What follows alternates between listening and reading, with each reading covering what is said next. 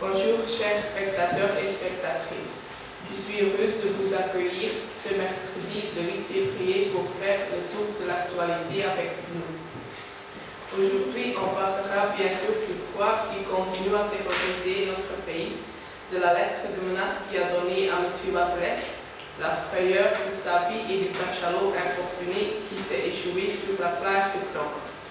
Pour terminer, ma collègue Sadaf vous présentera la météo pour les jours à venir. Le froid. Commençons par le temps d'hiver, le froid nous touche tout. Mais il y a des gens pour qui les températures glaciales sont presque mortelles. Les sans-abri qui vivent dans la rue.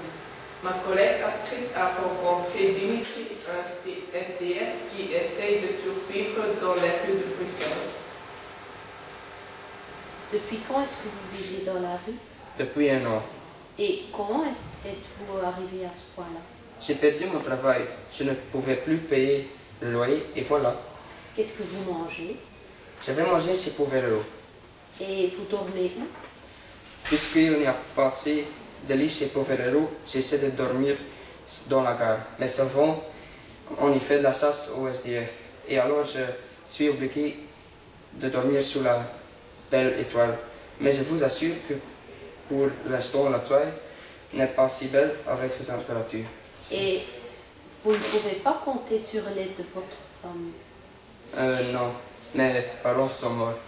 Je suis enfant unique et ma femme, ben oui, je suis divorcé. Heureusement, je peux dormir sur le balcon ce soir. Enfin, une nuit chaude. Le SAMU social de Bruxelles a créé une campagne pour sensibiliser les gens aux problèmes parfois inhumains des SDF. Ils espèrent que le slogan va inciter les gens à réfléchir et surtout à agir.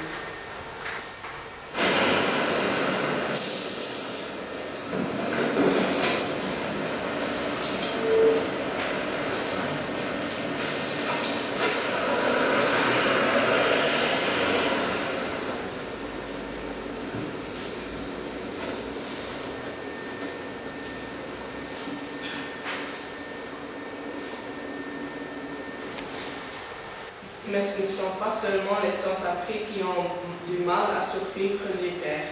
Énormément de gens ne peuvent plus payer les factures du chauffage. Les prix ne cessent d'augmenter et dans ces temps de crise, cela pose des problèmes.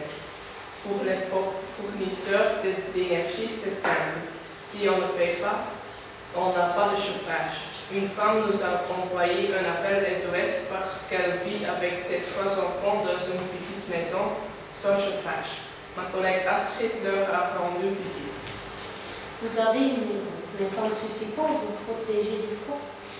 Le chauffage coûte trop cher. Je veux une allocation qui me permet de louer une petite maison, d'élever mes enfants, mais c'est tout. Il ne me reste pas assez d'argent pour payer les factures de chauffage. Que faites-vous pour protéger vos enfants et qu'ils n'aillent pas froid et qu'ils ne deviennent pas malades? On met des vêtements chauds et on s'installe au centre sous des couvertures. J'ai mal au cœur parce que je ne veux pas élever mes enfants dans ces circonstances normales de mon corps. Au moment où tous les Belges souffrent du froid, M. Wathelet a dû avoir un coup de chaleur en ouvrant son courrier ce matin. Il y avait un message avec une menace de mort accompagné d'une poudre blanche suspecte. Mon collègue Arthur a pu téléphoner au ministre mis en quarantaine. Bonjour, Monsieur Wathelet. Vous vous êtes déjà remis du choc? Non, pas vraiment. Qu'est-ce qu'il y avait dans la lettre suspecte? C'était une lettre de menace avec une poudre blanche. Quel était le message? L'auteur voulait l'expulsion de tous les étrangers. Sinon, ma tête allait tomber. Et la poudre? Mes collaborateurs et moi avons été mis en quarantaine, mais presque ce n'était ni de l'anthrax, ni une substance radioactive. On a pu rentrer. Maintenant, on fait une analyse profonde. Merci pour les informations, Monsieur Wathelet. Je ne vais pas vous déranger plus longtemps, de sorte que vous puissiez vous remettre après cette expérience affreuse. Passons à une nouvelle exceptionnelle. Sur la plage de Knokke-Heist, un cachalot s'est échoué. Ma collègue Shana est là et j'ai du contact en direct avec elle. Shana, qu'est-ce qui s'est passé? Bonjour, Mouine. Comme vous voyez, le cachalot échoui trouvé dernièrement. On lui a donné le nom de Théophile. Est-ce qu'il vit encore? Non, il est mort. Son cadavre doit être surveillé jour et nuit, parce qu'on a peur qu'il y a des personnes qui veulent voler les dons du cachalot. La vente d'ivoire est une affaire lucrative. Y a-t-il beaucoup de gens qui viennent regarder ce spectacle unique? Oui, mais Théophile ne sera pas là pour longtemps. Demain, nous reviennent chercher des échantillons pour faire des recherches. Puis, on va écarter le cadavre avant qu'il explose. Aïe, cela serait un spectacle moins agréable à voir. Ceux qui veulent encore faire la connaissance du cachalot Théophile devront se dépêcher. Terminons ce journal par la météo.